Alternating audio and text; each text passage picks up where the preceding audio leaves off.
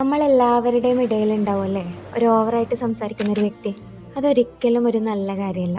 ഏത് രീതിയിൽ നോക്കിയാലും even physically or mentally it is true dangerous. ഇനി നമുക്ക് മുത്തനബിയുടെ സംസാരം എങ്ങനെയായിരുന്നു എന്ന് പഠിക്കാം. നബി തങ്ങളുടെ സംസാര രീതി തികച്ചും അതിവിശിഷ്ടമായ ഒരു രീതിയിലായിരുന്നു. സ്ഫുടവും മൃദുലവും ശ്രോതാവിന്റെ മനസ്സിനെ കൂടുതൽ സംതൃപ്തവുമാക്കുന്ന സംസാരശൈലി അവിടുത്തെ ജീവിതത്തിന്റെ ഒരു ഭാഗമായിരുന്നു.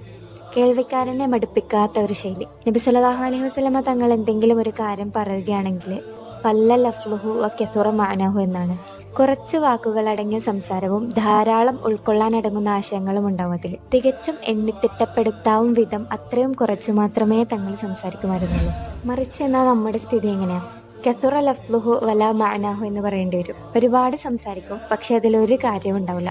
യഥാർത്ഥത്തിൽ ഒരു മദ്യപിച്ച ആളുടെ രീതി എങ്ങനെയായിരിക്കും അങ്ങനെ തന്നെ ഉണ്ടാവും. ഇപ്പോഴത്തെ ജനറേഷൻ തന്നെ തീർത്തും ഒരു ഭ്രാന്തമായ ലോകം തന്നെയാണ്. ഇപ്പോഴത്തെ പാട്ടുകൾ തന്നെ നോക്കുകയാണെങ്കിൽ റിലീസാവുന്ന ഓരോ പാട്ടുകളുടെയും വരികൾ യഥാർത്ഥ ഭ്രാന്തമായ രീതിയിലുള്ളതായിരിക്കും.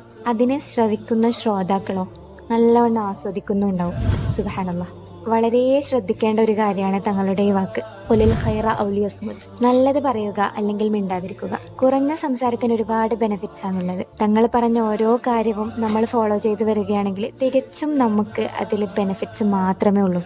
പിന്നീട് സയൻസ് റിസർച്ച് ചെയ്തു വന്ന ഒരു പഠനത്തിൽ തന്നെ കണ്ടുപിടിച്ചില്ലേ, കുറഞ്ഞ സംസാരം ബുദ്ധിശക്തി തന്നെ വർദ്ധിപ്പിക്കാൻ കാരണമാവുന്നു. നമ്മൾ എന്തെങ്കിലും സംസാരിക്കുകയാണെങ്കിൽ അത് മറ്റുള്ളവർക്ക് അത് എങ്ങനെയാണ് അക്സെപ്റ്റ് ചെയ്യുക എന്നുകൂടി ചിന്തിച്ചിട്ട് വേണം പറയാൻ. മറ്റൊരാൾക്ക് അത് ഹേർട്ടാവുമോ എന്നൊക്കെ ചിന്തിക്കണം. മുഅ്മിനിന്റെ അടയാളമാണ് കുറഞ്ഞ സംസാരം.